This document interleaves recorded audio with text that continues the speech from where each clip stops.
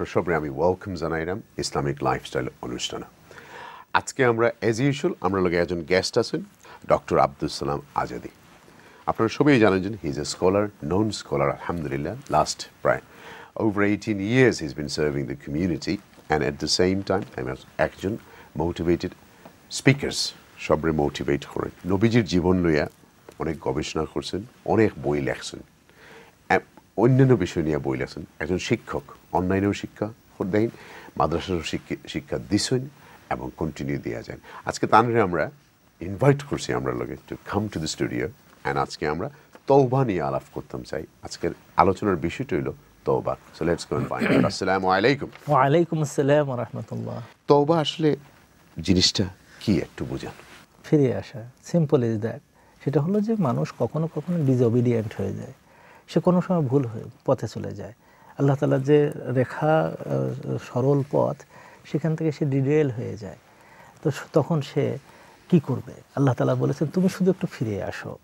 এই ফিরে আসাকে বলে তাওবা। তওবা করলেই আসলে কি গুনাহ মাফ হয়ে যায়? না, তওবার জন্য কিছুটা আছে, যেমন তওবা ফিরে আসতে হয়, যে আমাকে বুঝতে হয় যে আসলে আল্লাহ আমি একটু ভুল করেছি, আমি তোমার কাছে ফিরে আসছি, তুবতু এই কথাটা বলতে হয়, আমি ফিরে এসেছি। এরপরে দ্বিতীয় স্টেজে তাকে মানে যদি গ্রাভিটিটা এমন হয় সে ব্যভিচার করেছে, মানুষকে খুন করেছে, তো সেক্ষেত্রে তাকে আবার ঈমান আনতে হয়। মানে প্রত্যাবর্তন করে আবার বলতে আল্লাহ আমি ঈমান আনবো আবার, কারণ আমার ঈমান চলে গেছে। ব্যভিচার সে যখন করে তখন তার কাছ থেকে ঈমান থাকতে পারে না, ঈমানটা চলে যায়, উপরে আকাশে এরকম মানে ছায়ার মতন ঘুরতে থাকে। ও যখন আবার ফিরে আসে আল্লাহর কাছে, তখন ওইটা আবার ফিরে আসে, তখন তাকে আবার ঈমান আনতে হয়। এরপরে দ্বিতীয়ত হলো আল্লাহর কাছে মাপ চাইতে হয়, আল্লাহ আমাকে তুমি ক্ষমা করে দাও, ইস্তেগফার বলে এটাকে। এরপরে বলা হয় আমলে সালেহ, ভালো একটা কাজ করে দিতে হয়। আমি হয়তো কিছু সদকা করে দিলাম, 2 রাকাত নামাজ পড়ে দিলাম, আমি কোনো মানুষকে একটু উপকার করলাম, করে তারপরে আল্লাহর কাছে বলে ধর্ণা দিতে হয় যে আল্লাহ ভুল করেছে। আল্লাহ তখন বলেন যে তোমার এই যে কাজগুলো যদি করতে পারো, এই 4টা কাজ, তাহলে আমি তোমাকে আগে যে গুনাহটা করেছো ওই গুনাহটা সওয়াবে পরিণত করে দেব। যারা তওবা করে আবার গুনাহ করে, এদের জন্য কতবার ক্ষমার সুযোগ আছে? এটা কোনো বারের ব্যাপার না। এটা যখন ঠাট্টার বিষয় হয় তখন আল্লাহ তাআলা ক্ষমা করেন না।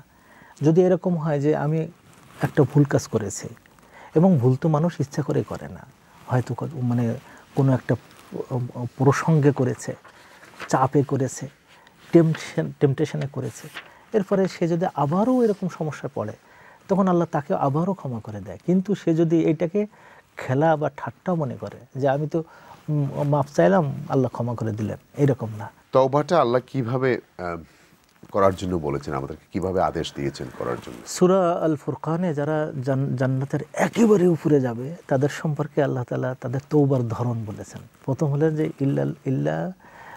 ইল্লা মান তাবা, যে তওবা করে, এবার মানে সে ফিরে আসে, সে অনুশোচনা করে। দ্বিতীয় নম্বর হলো সে আল্লাহর কাছে যে বলে যে আল্লাহ তুমি আমারে মাফ করে দাও, আমি ঈমানদার হচ্ছি, দ্বিতীয় কাজ। তৃতীয় কাজ হলো সে ইস্তেগফারটা পড়ে নেয় যে আল্লাহ রব্বিগফিরলি, আমাকে ক্ষমা কর। চতুর্থ পর্যায়ে হলো যে সে আমলে সালেহ করে। এই 4টা কাজ একজন তওবাকারীকে করতে হয়। এই ধরনের তওবাকে তওবাতুন নসুহা বলা হয়। আর এটা করলে আল্লাহ তাআলা তাকে একেবারে আগের যে পাপ করেছে সেটাকে মানে আবার মনে হয় রিচার্জ করে দিয়ে তাকে একজন ভালো একটা পর্যায়ে নিয়ে আসে। তওবা আল্লাহ রাব্বুল আলামিন কবুল করেন, ভালো গুনাহ মাফ করে দেন। কিন্তু পৃথিবীতে কিছু কিছু শরিয়া আইন চলে দেশ আছে যেখানে অপরাধ করার পরে ক্ষমা চাইলেও ক্ষমা হয় না। এটা কীরকম দেখেন আপনি? মানবতার ইতিহাসে এটা বলেও না। তবে হ্যাঁ, কিছু অপরাধ আছে, অপরাধসমূহকে যদি আপনি শর্ট করেন সারা দুনিয়াতে কিছু অপরাধ আছে, সেই অপরাধগুলোকে ক্ষমা চাইলেও ক্ষমার অযোগ্য, কারণ এটা অন্যের হকের সাথে জড়িত। তখন এই হকটাকে দিতে হয়। যদি একজন মানুষকে খুন করলো একজন, তো এখন সে যদি বলে আমাকে ক্ষমা করে দেন, এটা মানে এটা এমন না যে ক্ষমা করলে হবে, কারণ একে জীবিত থাকা দেখলে যাদেরকে সে খুন করেছে তারা তো ঠিক থাকবে না। এই জন্য আল্লাহ তাআলা এখানে শুধু তওবা করলে হবে না, এর শাস্তি ক্যাপিটাল পানিশমেন্ট। আচ্ছা, আরেকটু কি এই তওবা কবুল হয়েছে করে এই মানুষ কি কোনো ফিলিং করতে পারে, কোনো স্পিরিচুয়াল কোনো ফিল আসতে পারে তার কাছে? যে আসে, সেটা হলো যে চোখে পানি আসে, ভালোবাসা আসে। আল্লাহ তাআলাকে এইরকম হয় যে আল্লাহ তুমি আমাকে ক্ষমা করে দিয়েছো, আমি বুঝতে পারতেছি কীভাবে। সেটা নামাজে দাঁড়ালে তার নামাজটা সুন্দর হচ্ছে, কোরআন পড়তে লাগলে তার পৃষ্ঠার পর পৃষ্ঠা পড়ে যাচ্ছে, মাকে দেখলে তার কি সুন্দর লাগতেছে, এরকম একটা অনুভূতি হয় যে ভালো কাজগুলো করতে যেয়ে যখনই সে বুঝবে যে ভালো কাজে ভালো লাগছে, খারাপ কাজে তার খারাপ লাগছে, তখন বুঝবে যে সে আবার রাইট ট্র্যাকে সুন্দরভাবে এসে গেছে।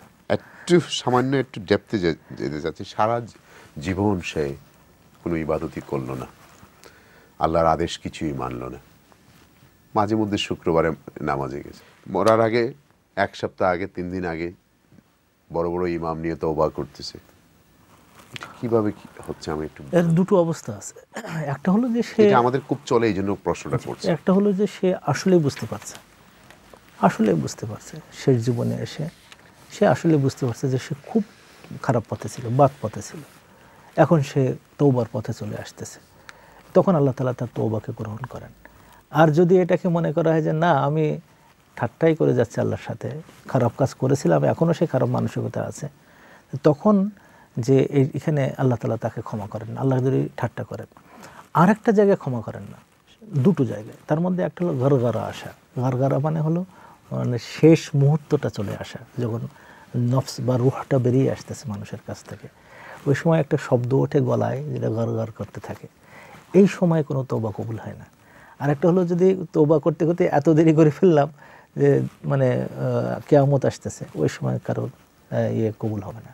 এই অবস্থাগুলো ছাড়া সবার তওবা আল্লাহ তাআলা কবুল করবে। অবিশ্বাসীদের তওবা কি কবুল হবে? অবশ্য। মনে করেন আমি আপনার সাথে একটা ভুল করলাম, আর আমি আল্লাহর কাছে মাফ চাইলাম, আপনি তো আমারে মাফ দেন নাই, তো আল্লাহ এই তওবা কবুল করবে না? এটাকে মানে হক দেখতে হয়, ওইটা আমি বলতেছিলাম আগে, যে একজন মানুষকে খুন করলো, টাকা পয়সা ঋণ করলো, তা যদি বলা হয় যে ক্ষমা চাইবো, তা আল্লাহ তাআলা বলবেন যে হকুল ইবাদ যেটা, এটা আল্লাহ তাআলা ক্ষমা করবেন না যতক্ষণ পর্যন্ত ওই লোকটার কাছে এই আল্লাহর সাথে কোনো অবাধ্যতা করি তাহলে আল্লাহ আমাদেরকে ক্ষমা দিবেন তওবা, কিন্তু ওই জায়গায় আল্লাহ তাআলা আল্লাহর ক্রিয়েশনের সাথে যদি কিছু করি এটা তো শুধু তওবার মাধ্যমে হচ্ছে, শুধু তওবায় মাফ হবে না। তবে যে কোনো ব্যক্তি মানে অন্যায় করেছে, যার সাথে অন্যায় করেছে তার কাছে মাফ চাইতে গেছিল, বহুবার চেষ্টা করেছে, মাফ করে দেয়নি সে, তখন আল্লাহ তাআলা কিয়ামতের ময়দানে তার মধ্যে বিচার করে দেবেন যে সে যদি মাফ না করে তাহলে তাকে আল্লাহ তাআলা ক্ষমা করে দিয়ে, ওই যে ব্যক্তিটা মানে ক্ষমা করতেছে না তাকে আল্লাহ তাআলা ওই দিনই বুঝ দিয়ে দেবেন যে তুমি এটা নিয়ে নাও, এটা তোমাকে দেওয়া হলো। আমরা যে তওবা করার জন্য উমরাতে যাই, প্রতি বছর হজে যাই, এই জিনিসটা আপনি কিভাবে দেখেন? তওবা করার বছরের পর বছর আমরা যাই এখন হজে, বছরের পর আমরা বছর যাচ্ছি তওবার জন্য, যে আল্লাহর সামনে গিয়ে একটু তওবা করলাম, 7 চোখ করে দিলাম, একটু তওবা করলাম, কিন্তু আইসা আবার সমান ওই হাজিদের পয়সা মারলাম, পয়সা দেশে পাঠাইতে সময় মাইরে দিলাম, বিল্ডিং মারলাম, কালো পাহাড়ের মানে, কিন্তু আমাদের একটা হয়ে গেছে যে প্রতি বছর গেলেই মনে হয় আল্লাহ মাফ করে দিবেন, আমার চলে আসলাম। তওবার জন্য কোনো জায়গা নেই যে অমুক জায়গায় গেলে তওবা হবে, এটা কোনো কথা নেই। যেটা মানে তওবা ঘরে বসেও তওবা হয়ে যায়, হজ না করলেও তওবা হয়ে যায় যদি তার উপর হজ ফরজ না থাকে। হজ করা বা উমরা করা যদি এমন হয়ে যায় যেটা মানুষকে দেখানোর জন্য, তাহলে ওই হজ এবং ওই উমরা তার দুজকে যাওয়ার জন্য যথেষ্ট হয়ে যেতে পারে। আমাদের সমাজে অনেকেই আছেন যারা সচেতন ভাবে পাপ কাজে লিপ্ত, শেষ বয়সে হজ করেন, তওবা করেন, ভালো হওয়ার ভান করেন, এইসব তওবা কি কবুল হবে? আসলে ভান অথবা সঠিকতা বা নিষ্ঠা আছে এটা নির্ণয় করেন আল্লাহ তাআলা, আমরা আসলে বুঝতে পারি না। আমরা অনেক সময় দেখি যে এই লোকটা হয়তো খারাপ ছিল, কিন্তু শেষকালে এমনও হয়ে যেতে পারে, আল্লাহ রাসূল বলেছেন যে কোনো মানুষ সারা জীবন ভালো কাজ করেছে, পৃথিবীর সব প্রায় মানুষ মনে করে জান্নাতে যাবে, কিন্তু মরণের সময় এমন একটা কাজ করে বসছে সে জাহান্নামের উপযুক্ত হয়ে যায়। আবার পৃথিবীতে এমন কিছু থাকতে পারে যারা সারা জীবন খারাপ কাজ করেছে, মানুষ সব ধারণা করে নিয়েছে সে জাহান্নামে যাবে, কিন্তু শেষ সময় সে এমন কিছু কাজ করে ফেলছে যেটা আল্লাহ তাআলা তাকে জান্নাতে দেবেন, এরকম হতে পারে। এর মানেটা হলো যে জান্নাত জাহান্নাম কাজ করার ক্ষেত্রে যে নির্ণায়ক নয়, নির্ণায়ক হলো যে শেষে আমার কেমন হচ্ছে। এই জন্য আল্লাহ রাসূল বলেছেন ইন্নামাল আমরু বিল খাওয়াতিম, তোমার শেষটা তুমি দেখো, শেষের দিকটা একটু যদি তোমার ভালো থাকে, এটা হলো বিরাট একটা দেখার বিষয়। আবার এইটা ভয় পাওয়ার কারণ নাই যে আমি তো গুনাহগার, ওই ভয় পাওয়ার কারণ নেই, এমনও হয়ে যেতে পারে আমার নিষ্ঠাময় তওবার কারণে আল্লাহ তাআলা আমার সব গুনাহ। সো আপনি যদি আদম হাওয়ার তওবা কিভাবে আল্লাহ কবুল করলেন? আল্লাহ তাআলা আদম হাওয়াকে কবুল করেছিলেন যে তারা প্রথমত ফিরে আসছে যে আল্লাহ তুমি দুনিয়ায় পাঠাবার পরে ওনারা বুঝতে পারছেন, দুনিয়ায় পাঠাবার আগেও বুঝতে পারছিলেন, কিন্তু দুনিয়া পাঠাবার পরে দুইজন আলাদা যেহেতু হয়ে গেছিলেন, এদের মধ্যে খুবই একটা নৈরস্য কাজ করে, যে ওরা ফ্রাস্ট্রেটেড হয়ে যায়। এরপরে যখন এক জায়গায় হয়েছেন তখন তারা দুইজনই আল্লাহর কাছ থেকে বলছে, আল্লাহ কীভাবে তোমার কাছে মাপ চাইব? তখন আল্লাহ বলে, আমি তোমাকে শিখাই দেই, এই কথাগুলো তুমি বলো। তো ওরা আল্লাহ তাআলার কাছ থেকে শিখছিলেন, ফাতালাক্কা আদামু মির রাব্বিহি কালিমাতিন, কিছু কথা শিখছে, রব্বানা যালামনা আনফুসানা ওয়া ইল্লাম তাগফির লানা ওয়া তারহামনা লানাকুনান্না মিনাল খাসিরিন। এরপরে আল্লাহ তাআলার কাছে দোয়া চেয়েছে, আল্লাহ তাআলা ফাতাবা আলাইহিম, আল্লাহ তাআলা তাদেরকে ক্ষমা করে দিলেন। এবং এই যে ক্ষমাটা এমন হয়ে যায় যে তারা যে জীবনে কোনো সময় অন্যায় করেছিল, আল্লাহ তাআলা এটা রাখেনি। এর কারণে আল্লাহ তাআলা তাদেরকে জান্নাতে যাওয়া, তার নবী হওয়া, এই সমস্ত কোনো জায়গায় প্রতিবন্ধকতা হয়নি। ভিউয়ার্স, আমরা একটা ছোট্ট বিরতির যাইব, বিরতির পরে আমরা আলাপ করব যে আমরা পৃথিবীতে অনেক অন্যায় করি, কিন্তু আমরা জানিয়ে এইসব অন্যায় করি। আমরা জানিয়া অন্যায় করি, কিন্তু আমরা পরে মনে করি আল্লাহর কাছে মাফ চাইলে মাফ হয়ে দিব। এটা নিয়ে আমরা একটু পরে আলাপ করবো। Let's go for a break. كي أقطف من خير الدرر